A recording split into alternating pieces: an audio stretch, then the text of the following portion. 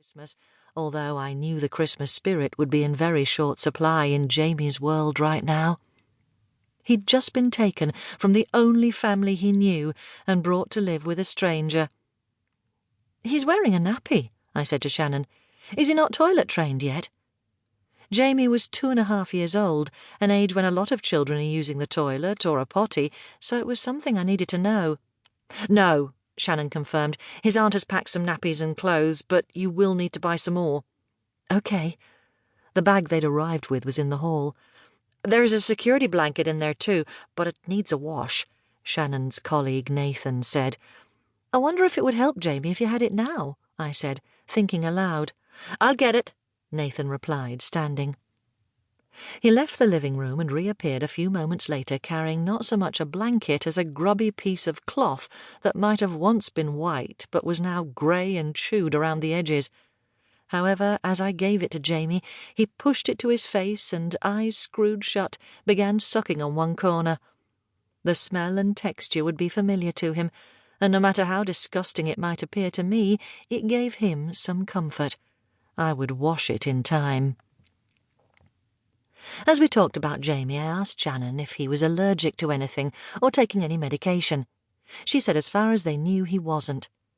She completed the paperwork that allowed me to foster Jamey, and then said she'd have a look around the house before they went. It's usual for the child social worker to check the foster carer's home when they place a child, and also at most subsequent visits.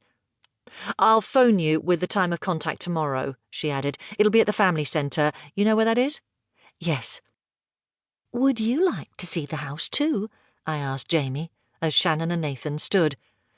He kept his eyes closed and the rag in his mouth and shook his head, so I stayed with him in the living room while the social workers looked around the house. "It's going to be all right, love," I told Jamey quietly as I cuddled him. His eyes remained tightly shut. I heard the social workers go upstairs, in and out of the bedrooms and the bathroom, then come down again. They reappeared in the living room. "There is just you and your daughter living here?" Shannon asked. "Yes, I've been divorced for many years." She nodded. "Which bedroom will Jamey be in?" "The one next to mine," I replied. "There is a single bed already made up, or do you want him to use a cot?" "Jamey is used to a cot," Nathan said. "Too much so," Shannon commented. "He was left in it day and night. He might be better in a bed." "I'll try him in the bed and see how he goes," I said. "Won't he fall out if he's not used to it?" Nathan asked. "I'll put cushions along the floor around the bed," I said. "It's what I usually do when a child first starts sleeping in a bed." They seemed satisfied with this and began gathering together their belongings, coats, laptops and briefcases. "We're going now," Shannon told Jamey, coming over to where I was sitting with him on my lap. He didn't open his eyes or acknowledge her, so she and Nathan said goodbye and saw themselves out. I stayed on the sofa cradling Jamey. He seemed so small and fragile. I was used to having Emma, my granddaughter, on my lap, and although she was a year younger, she felt far sturdier and more robust than Jamey. Also, if I'm honest, he smelt as if he needed a bath, but I'd see to that when he felt a bit better.